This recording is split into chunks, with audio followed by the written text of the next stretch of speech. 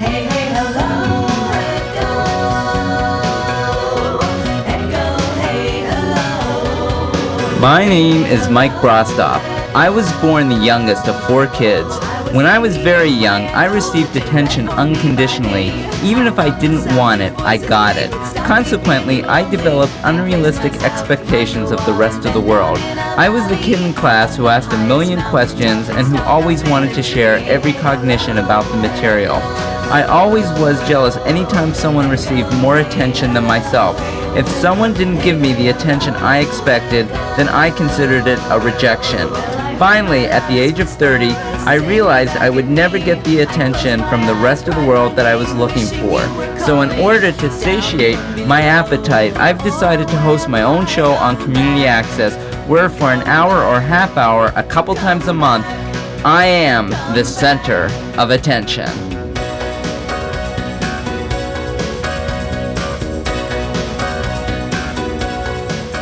Hi, welcome to the Center of Attention, and I have another Access volunteer that I've met at Community Access who helps out on my shows a lot. Her name is Evelyn Newhouse, and in a minute we'll get to see Evelyn. And Evelyn is going to be talking to me tonight about many things, one of which is her disability. And I guess one of the things I want to open up the conversation with is that I was at Evelyn's apartment, or no, house over the weekend, and we were talking about bringing this up on the show, and I'm talking about it's difficult when somebody has a disability. Sometimes you don't know how to approach the person. What did you say to me, Evelyn, when? Well, I think a lot of people don't ask me, and the easiest thing is to just ask. Yeah. And I kind of wait for people to ask me, but people don't seem to feel comfortable, so they tend to ask my friends. Right, and this is when people are getting to know you, and they just don't ask why are you disabled, or what What's is your your disability from. And so I don't mean to pick on our crew here, but everybody else here has worked it. And when you know what happened too, when I called people to volunteer for the show, and I said, "Oh, Evelyn will be on the show, and she'll be discussing her disability." You know what they said? Well, what is it?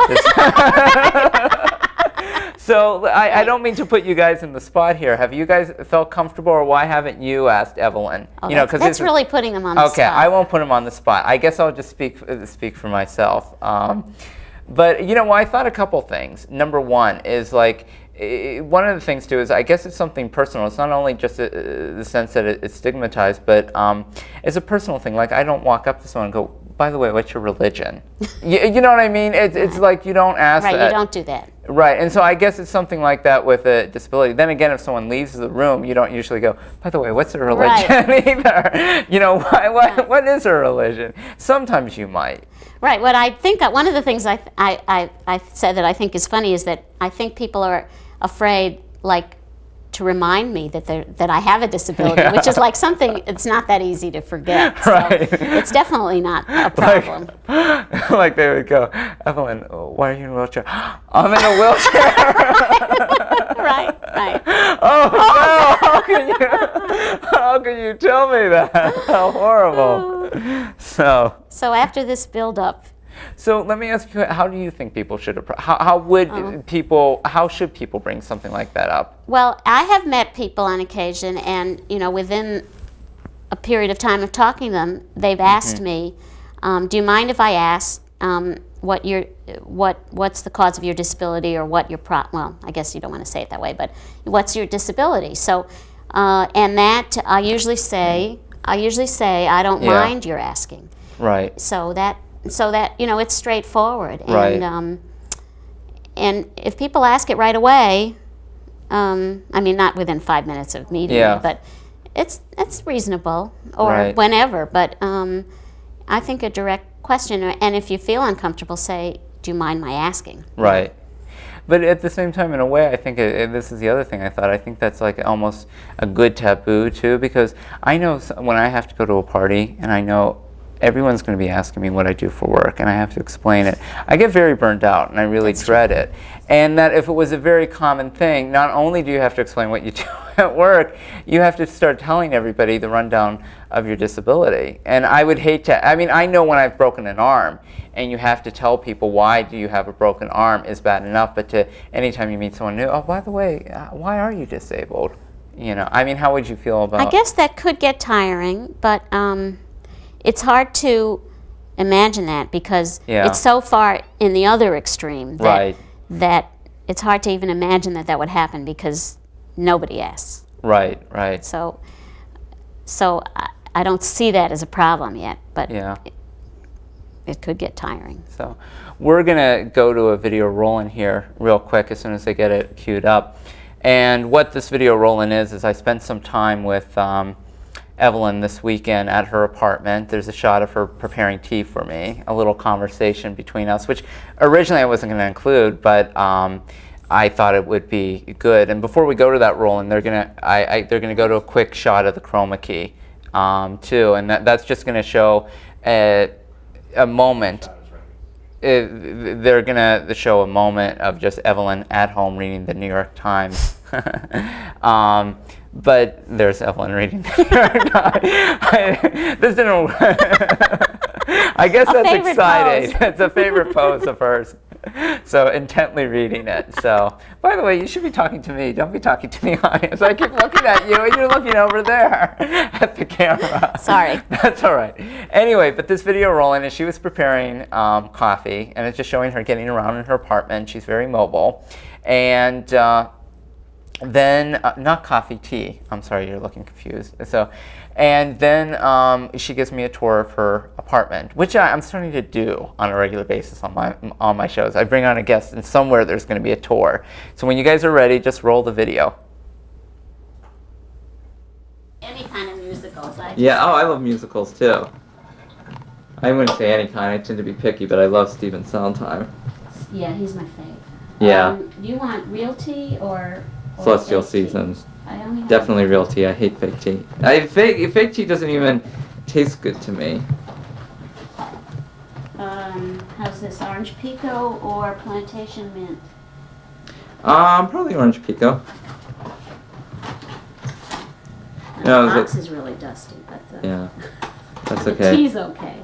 Yeah, all my teas. I don't drink tea that often, but it sounded good now. No, this afternoon I have to drink coffee because I never drink coffee. I don't even think I've had coffee in the 90s. Oh, really? Yeah, and but I have to drink it because I haven't been getting much sleep. I go to bed I can't fall asleep to 12:30, and then I wake up at between 4 to 6, and I'm only averaging 4 to 6 hours of sleep each night, which maybe I can live off that, but I have a feeling I might really crash. But I have this big assignment due. So they have to drink coffee to keep me awake. Article in the Times about how Americans don't get enough sleep. Oh yeah, I wouldn't doubt it. Okay, okay, Evelyn. Evelyn's gonna give me a tour now. You want a tour? This is your living room? This is my living room where I got new furniture about a year ago. Okay, Evelyn. I want to make sure I take my time to get everything. You've seen my videotape tours before, and sometimes you don't really get a perspective of what the place looks like. Okay. And my messy dining room. Yeah. Which is nothing much interesting. Yeah. But the kitchen is interesting because it's being renovated, so it's kind of a mess, but it's going to be great when it's finished. Uh-huh. And this is the kitchen. Now the kitchen, was that...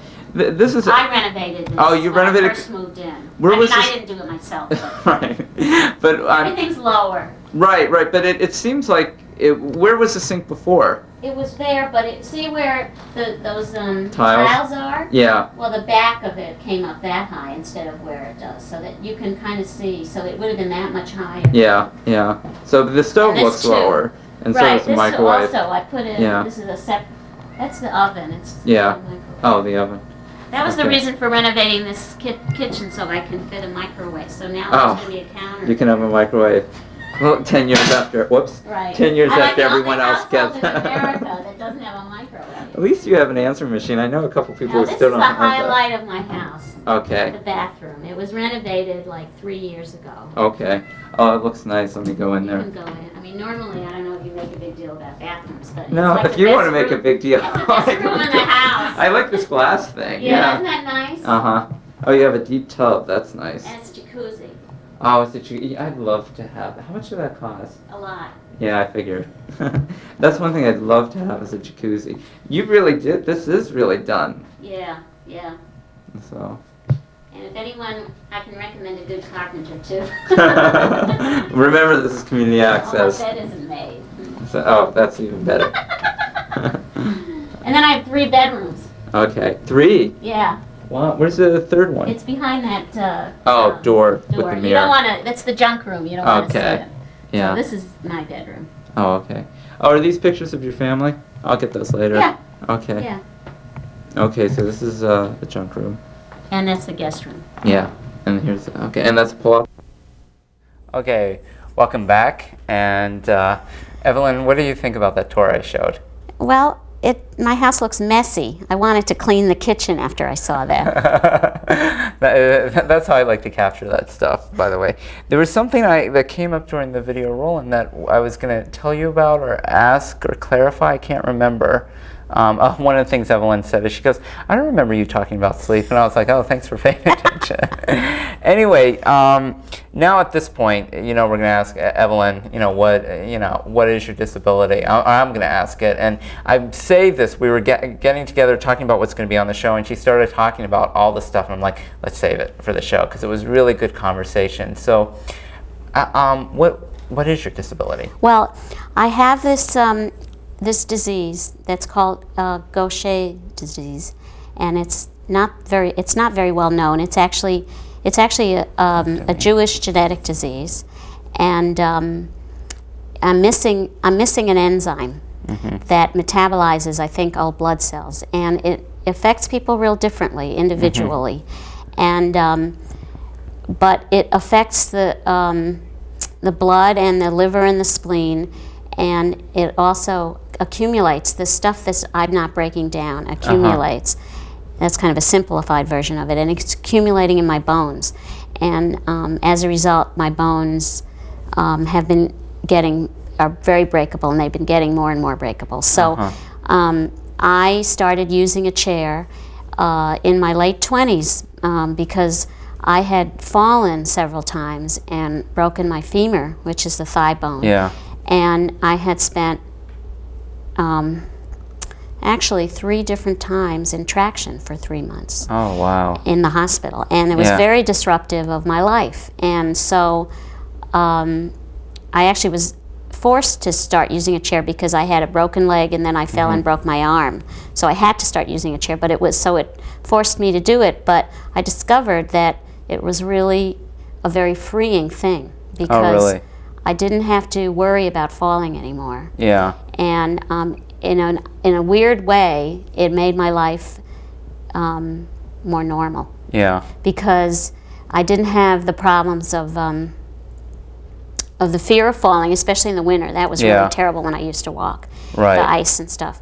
And then I also didn't have the fatigue problems because my joints are also not real great either. And so the pain and the fatigue was better, and it really made my life more normal. Yeah. Well, let me ask you a question. So, I mean, could you walk at this point in time? Well, I could. I can walk like I swim. Yeah. I swim like 3 or 4 times a week, and I can sort of walk in the pool. Yeah. But my joints are my hip joints are really bad. So I can't really walk very well because my joints are real bad. Yeah. So. But I'd have the muscles and stuff. Yeah. There's nothing wrong with my muscles. Wow. So that's neat. So when you're in the pool, it's just like normal then. Well, sort of. Yeah. Yeah. Well, so what was interesting too is you were telling the story just because you weren't disabled all your life. In fact, talk about your childhood and how you even found out you had the disease, and how, as far as you want to go with this, because I know. Well, it was just my family in trying to, I'm sure out of love for me, and trying to do the best they could for me, didn't tell me about the disease, and went so far as when I had a problem with a bone, they made up another. They called it something else. And so I found out accidentally when I was having a physical for a job when I was in college. And that was pretty not a great way to do it. But you had some idea, you had said, growing up. Well, I'm not stupid, and I wasn't a stupid kid. And I had a sense that something was wrong with me because I used to get taken to the physician a lot. But, you know, I didn't really know for sure what was wrong. Right. But I suspected there was something wrong with me. Yeah. There was some problem. Real quick, I just want to say we're going to get to see Evelyn as an infant. She had a German upbringing. Right. And it kind of shows right here because it's showing her toilet training. And when she saw that I was going to use this on the show, she goes, I don't like how this looks on television. So you're going to see a shot here of Evelyn strapped in on the toilet getting toilet trained. After that, there'll be another shot that comes up just as her being happy as a little kid. So anyway, getting back to you know, the whole thing of finding out, what was it like to find out the disease during this physical and the ramifications? I mean, did you know all the ramifications at that point? See, that's the thing I think that makes me think that it's really silly to keep things from children, because when I found out, I mean, I wasn't a child, I was 19, but when I found out, it took me about 5 years to like fully integrate what it was and what the implications were. It just doesn't happen like that. So it took a long time to understand it, to learn about it. Yeah. And so the impact was not that great at first. Okay. So it was just what were the things that you knew about the disease when you first learned about it? And did it scare you at that age, or was it like, that's going to happen to me, like how some people feel about, like, well, I know if I do this, or if I might get skin cancer if I lay out in the sun? Was it something like that, or was it like more heavier? I don't remember that clearly. I mean, it was a long time ago, and I do remember a physician I talked to making a real big deal about the fact that I could have children, which I wasn't that interested in at the time anyway. But I don't know that I thought about it a lot. Right. I think. So it wasn't like a real big threat. When did it start? You said you were breaking your bones. Is that when it started impacting? Yeah, the first time I fell and broke my femur, which I was living in Ann Arbor. Yeah. It was in the early 70s. That was, that was 4 years after after I first had found out about it, maybe 5 years. And so the first time I broke my femur, that was when I started really integrating the disease and what the problems what it would mean for me. Yeah. So that was a long time, 5 years. So up to then, it was like not really a big of an issue. Like you knew, oops, there's something up, but you still led a pretty much normal life. So did you discuss options of like having to do a wheelchair at that point in time? No, what was that like? That wasn't an issue right away because my fracture healed and I went back to walking. Were you concerned? So it was after like the third bone break. How did you feel about knowing that you might be confined to a wheelchair? Well, first of all, I don't like that term. Okay, I figure when I said it, I thought, is that wrong? Right. And I knew that was probably wrong. It's not wrong. But I don't feel confined to a wheelchair. Yeah. I feel I use a wheelchair. Right. And I'm not confined to one because I can get out of it if I want. Yeah, but that's a very common phrase. It's like saying, it's like saying, do you want to go out for a walk? A wheelchair, you're confined. You don't hear use, so you pick up these phrases, but that's where the language restricts. And that's why I corrected you, because I'm trying to make it different. I'm trying to educate. Now, what was the question? Okay, how did you feel when you, and the reason why I did also say confined to a wheelchair, because I was wondering if that's how you felt about it, too, when you initially were told.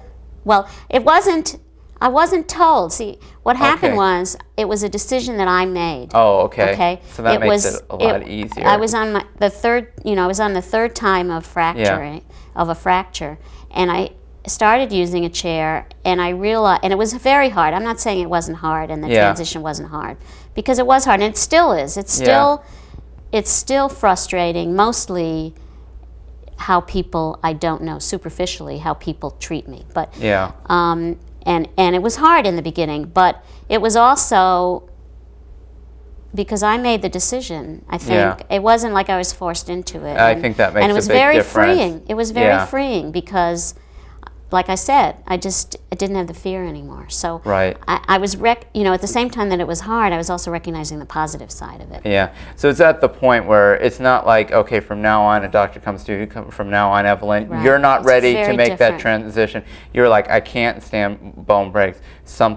A wheelchair will be better than this. So that it was like a way of, it really made me live my life more normally. Yeah. So it's different. I mean, other people, who are wheelchair users and have had injuries that have forced them to start using a chair, it's a different thing. So for me, it's been a very positive thing in my life. So what was it like suddenly, too, when you started using a wheelchair and being treated differently by people around you? Just going out in public and people stigmatizing you more, treating you differently because you are in a wheelchair. I mean, because, what... Right, it's hard, and it makes me angry, and I don't... How was it initially, I guess, the transition to that? Well, it was hard. I mean, it took a few years to get used to it, and you never get used to the way, some people that, not people but people you deal with just in a day. I never get used to that. But it was hard. But I can't really I can't really tell you the details of how it felt because it was a long time. It was a while ago. Yeah.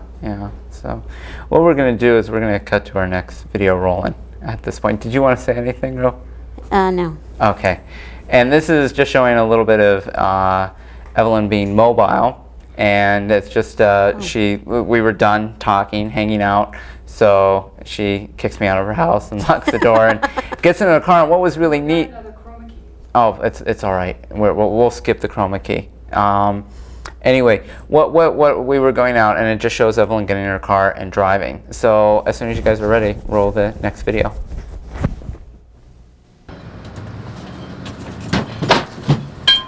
One thing that I would want to make sure is that you don't show the house number. Oh, right. No, I'm not getting that. Yeah. No, I thought of that too already.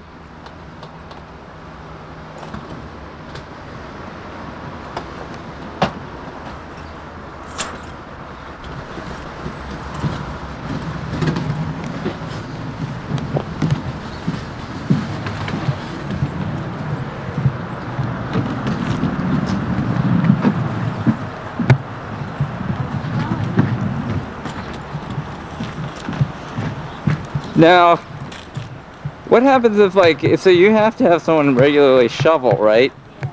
Yeah. Have you had undependable people? I have my neighbors do it, so. So that's always been regular. Yeah, it's been an issue for me always. Yeah. Except when I was married.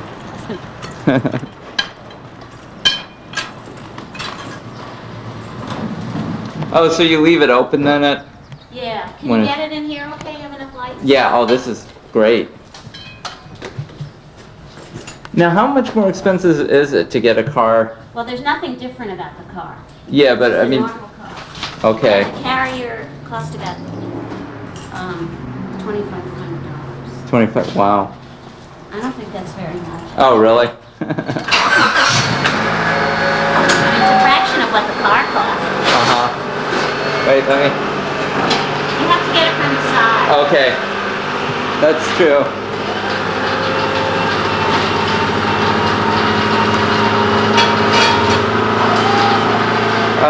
Oh, that's neat. It just picks it right up. Do you ever, like during the winter time, do you get a lot of salt on you? All over. What, all over? Yeah. It ruins my coats. Yeah.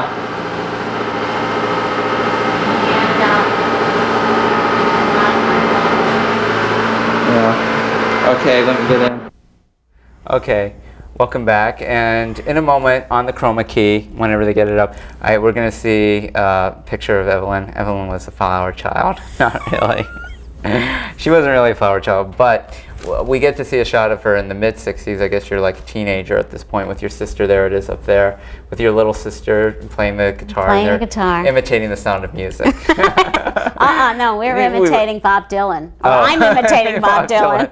She's imitating the sound of music. Oh, no, she's imitating me, right? Right. So that you can see her. I think my sisters had the same haircut too. And we'll then get to see a shot of you with in your passport, and we'll probably hold that one for a while as we're switching back and forth. And this is, you were 20 when you traveled Europe? Right, I went to Europe for the summer. Yeah, her, and I think that's a really great picture of you. Well, I take good pictures and it has nothing to do with me. It's just the way it is. That was her in the 60s. In the 60s. Although that looks more like a 70s haircut, 69. so you're ahead of the time. Yeah, that's right. You told me it was 69. Anyway, so well, one of the questions is how is it that you feel people treat you differently? Well, what I find really difficult is how people make these. I think they make assumptions about me that really don't know anything about me. For example, I've had people stop me in the farmer's market and tell me that they're going to pray for me. Oh. And I've had a person do that. Really? And that person doesn't know anything about my life. Right. I have a charmed life. I have a really good life. Yeah. And that person doesn't know anything about my life. Right. I don't need anyone to pray for me. And people will often talk to the person I'm with instead of me. As if I don't have a brain or a voice. Right. And one of my favorite stories happened. I was coming back from Atlanta a few years ago. I was in the airport, and it was like New Year's Day, and I was online at the gate, with a friend who I was visiting, and two people were in front of me, and the person at the gate, working at the gate, said to the person, two people in front of me, "Are you with the wheelchair?" And that person didn't even know what the guy was talking about because I was two people behind. And so then when the next person came up, he said, "Are you with the wheelchair?" And I finally said to him, "I'm with the wheelchair." Right. And the guy was really like, insulting. was like so freaked out. Right, I'm a piece of baggage. You shouldn't be talking. So that happens actually quite a bit. Right. And so that's what really gets to me. And I haven't figured out. I get angry, and I haven't figured out a good way to respond in humor. Probably you never will. Well, maybe you will, but I mean, I just think about the frustrations that people get in life, and that would just be always one of them. That would just be really hard to deal with. It's a drag. But you're right about the humor. Well, it's better to deal with it in humor, and I'm not very good at that. Yeah. Well, you seem like you would be. But not when I get angry. I don't know how. There's some people who can get angry with good humor. What about my suggestion? This gets back to our earlier thing. Remember? Oh, a T-shirt? That says asking really? about my disability. I don't know. That might be it's kind of a cute idea to wear a T-shirt that says "Ask me about my disability." I'm not sure. Yeah, I mean, I'm not that out there. I know. So I'm a little bit inhibited. Yeah. So more than that, so you mentioned it being freed up, once you got the wheelchair and got away from the. Oh wait, before we do that, I'm interrupting myself. Why don't we get I think the next chroma key image is you at work. And this is just a shot back in like the mid 70s. Mm-hmm. It's a little bit dark. I like the shot of her, kind of like, why are you taking a picture of me? That's what it looks like. And you're at Wayne. We should mention what you do, what your career is. Well, at that point, I was working at Wayne State in the medical school, and now I work at St. Joe, and I'm a planner. Yeah, you're a planner. A hospital planner. So anyway, okay. But anyway, what were we talking about? What was I about to ask you? See, I just went. I don't know. Okay, in what ways do you feel limited? Just there, I was thinking about that. I think because you asked me when we met on Saturday, what are the things that if I could, what would I want to do? Right. What do I dream about doing? there's two things. One Yeah. is sort of trivial, and that is, it seems to me it'd be a lot of fun to go to a party where there was dancing and dance. I knew you were going to say dancing. Because it's easier to, I mean, it's more fun if you don't know people. It's an Right. easy way to have fun and get to know people. And Yeah. and like I'd like to contra dance, Right. something like that. Yeah. And it's pretty trivial, actually. Right. And the other thing is that I long for having a day of being unobtrusive. Yeah. You know, just being able to slip into a room. Right. And that's not so trivial. I mean, Yeah. that's sort of more important. That feels like that would be nice. Yeah. But it's not that big a deal. You know? Right, right. No, it isn't. That is a big thing, though, being unobtrusive. I mean, and it's not like, you know, when people would imagine talking to someone with a disability, they would think, oh, I wish I could run. Yeah. Or I wish I could, you know, do all these great outdoor activities. But, you know, it's really something very simple. But if you think Right. about it, about being unobtrusive, I mean, to me, when I'm in a new place, I really like to blend into the background. Right, exactly. I can never do And just observe, and just like everything's a story around me, and instead you're like a focal point. Right, always. You know. Well, so. I don't have the. I mean, I wasn't when I did walk. I Yeah. wasn't like I was a major athlete or anything. Right. So I don't really miss, you know, that kind of thing. And I Yeah. still get to swim. So at least, and that was what I liked to do before I was a wheelchair user too. So I can still swim, and Yeah, so that's neat. there isn't, you know, that's not an issue. I was always into, you know, stuff like movies and theater and Yeah. stuff anyway, and I can still do that. So Right. yeah, so it's not that big a deal in that sense. That's good. I mean, I guess that would be for me. Real quickly, we're gonna get another chroma key image. This is, what was the next one? Is this the one? I guess this is the one. My Marriage. This is Evelyn had a marriage, and this is just when the day you got married, right? This is and this from the was the man wedding, yeah. she had married. So, anyway, we'll see that up in a second. There it is. But okay, in what ways? You know, like sometimes exercise. You still go swimming because you like to swim, right? Right. Do you need to swim for exercise, or do you do it primarily out of enjoyment? Well, it's really both. Yeah. I really feel like it's the thing it sort of keeps me alive. I mean, that's Yeah. kind of an exaggeration, but swimming is really, it's a good exercise. Yeah. It feels great. It feels great psychologically, and it, you know, the extent that I have muscles and stuff, and the ability I have, it's because I swim, and I've been doing it for 15 years really steadily. Wow. 3 or 4 times a week. Where do you go? North Campus. Okay, yeah, that's what I.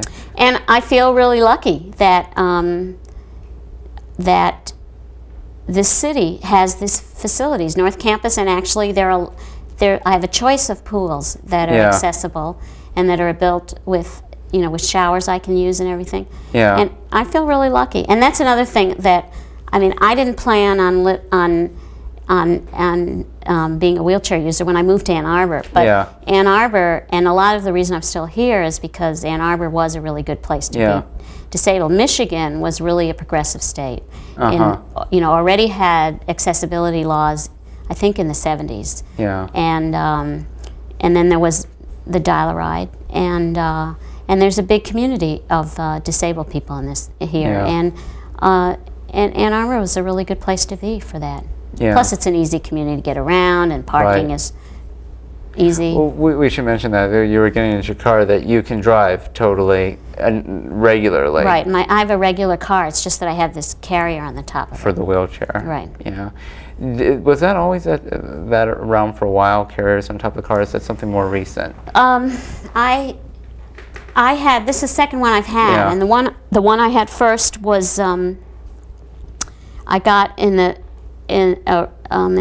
like 79 or something, and it wasn't as good. It was like Yeah. not quite perfected. But I had like it. hanging halfway out as you drive. I had a friend work on it and fix it Yeah. up for me, but I had it for like 12 years, and it worked. You know, this one works better though.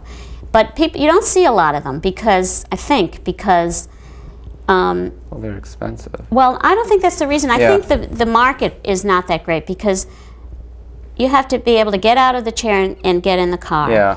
and then kind of manipulate the chair. And a lot of, I mean, the number of people that have a disability but have all those abilities that I have is not that great. So if you can't get in and out of the chair that easily, you really need a van with a lift, and you can drive from your chair. Yeah. And so I think the market's not that great, because so a lot of those people who can get in and out are strong enough to get their chair in the back of their car. Right. And I can't do that because I'm too short and not strong enough to put it in the back seat. Right. So I just don't think there's a big need for that, because it's kind of a limited market.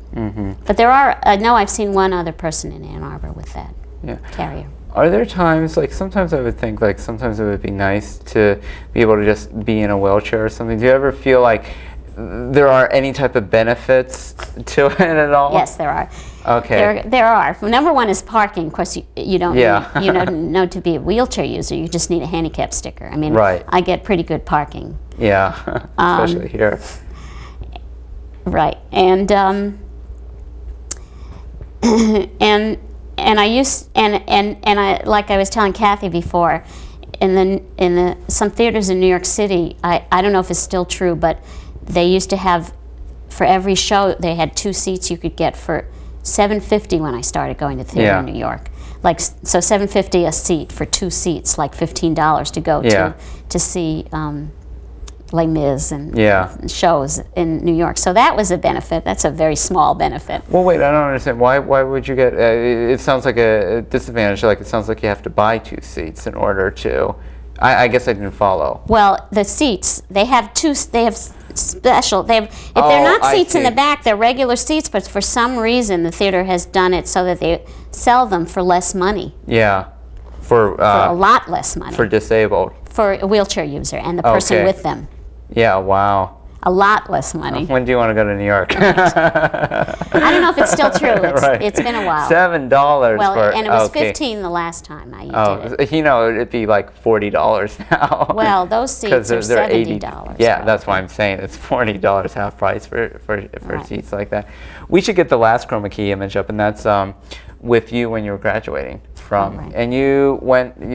Explain how you went. It took a long time to get, like 8 years or so. I originally came here to go to public health school, so I have a public health degree, and then I went to business school at night, and it took me 8 years, and that's 8 years. After 8 years, I didn't go to my public health school graduation, but after 8 years of going to business school at night, I went to my graduation. Right, and that was here in Ann Arbor. And it was right. So that's me graduating. Okay, so you were saying are there any other benefits that you can? Are there times like, you know, there'd be times like, especially at something like the art fair or something like that, where you're just walking constantly, and it would be nice. Like I have something to sit on all the time. Right, exactly. Like there would be times like sometimes I have even thought like they should have strollers for adults.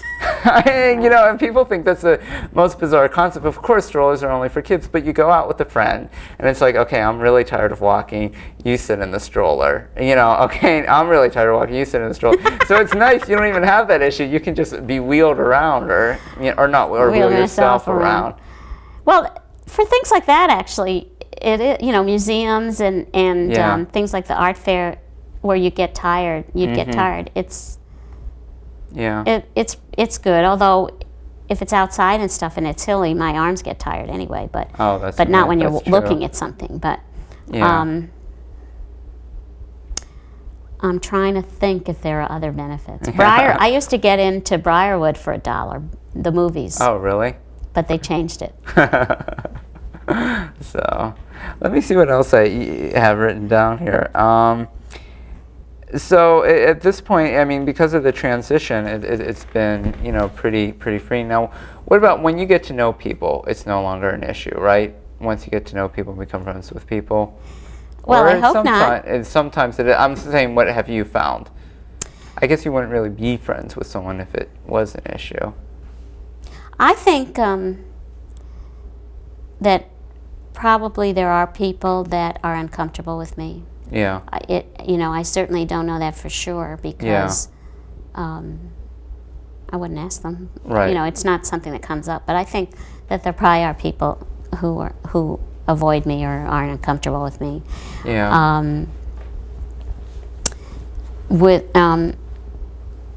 I think with friends that I've had, I think I've been like, I've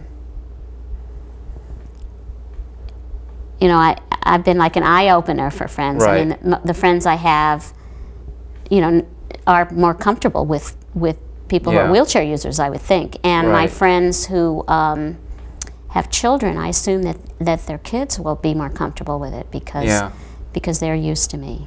I saw this one great thing a number of years ago. It was on cable TV about this woman, and she was missing a leg, both her legs and part of her arm, but she was pretty able. And what she did is she went to this first grade class, and they're all kind of shocked and scared. And one of the things she did is half a limb, she drew a funny face, a smiling face, and gave it a character's name on her stump.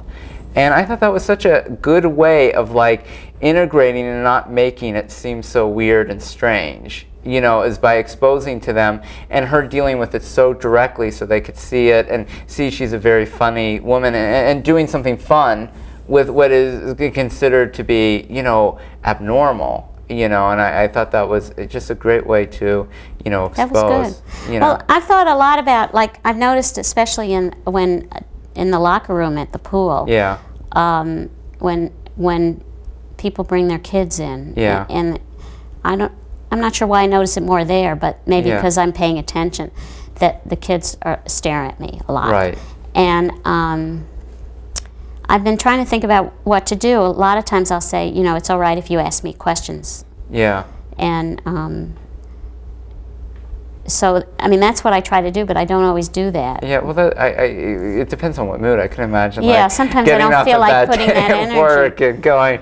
Yeah, right. That's a lot of energy. And I have gone to school. I have gone a couple of times to classes in junior high schools to talk about being a wheelchair user, and I really like doing that. I'd like to do more of that. Yeah, huh? And what about when you? How did you get in the pool? That was one thing I wanted to ask. So how did you get in the pool? I get in the pool myself. I get down from my chair onto the ground. Okay. Using the ladder things they have, those handles that are from the on the side. Yeah. But that's just the normal thing. That's not a special thing. That's right. Just, that's what I was saying. And then I get on the ground, and then I can get in the pool. And so I get in myself, and then I get out myself onto the edge, and then I ask the lifeguard to help me up from the ground to my chair, just a boost, basically. Yeah. But I could pretty much do it myself. But at North Campus, they actually have a lift. That's where. Oh, okay. But I don't use it. I didn't know if there was something that like some type of steps or something that they'd have. They have a chair that works using hydraulic. You attach it to a hose. It's not electric or anything. It just works using water. And it swings around, and you can get in the chair, and then it swings over the water, and then it lowers into the water. Can you control how fast you go into the water? That would be the hard. Because I like to edge into water. Well, that's the problem. When the water's really cold, and it's much easier to get in water quickly when it's cold. Oh, that's true. So you have no choice. This chair is slowly sinking into the water. I've used it, and I hate it because it's so cold. Right. It's better to just ease right in. Yeah. Yeah. But it's nice that that's there. But I don't need to use it, fortunately. Yeah. Well, that is good because it does seem like you're in a really unique position of having this much mobility that you do have, and really it seems like the only way you're really limited from what would be set up for everyday life is just that you get around on a wheelchair, but pretty much you can do everything else, Right. And so you can lead an everyday functioning life. So, well, Evelyn, I just got the 1 minute cue, so we got to wrap it up. Are you surprised how fast it went? Yes, I am. Really. It's over. I was just going to get on my soapbox about something. Well, why don't you take a brief moment, and we'll close. I'll say goodbye now, but we'll close with Evelyn on her soapbox. Well, I was just one thing that really gets to me, and I've actually talked about it on the Access show, is the issue when you read in the media about the courage of disabled people. And it really, to me, when something happens to you, when you have an injury or something, it doesn't take any courage to live with that. It takes common sense. You adapt. I just don't understand this concept of courage, and it comes from a place of pity. Yeah. And I find it offensive. Right, right.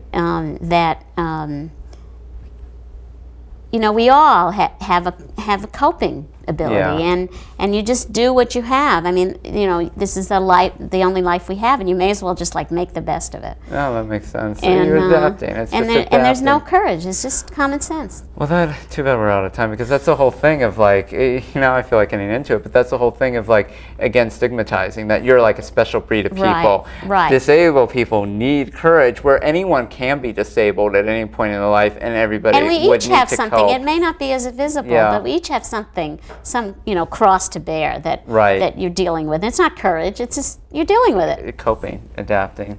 Well, thanks, Evelyn, for coming on. I enjoyed talking to you, and we'll continue this later. Okay, off camera.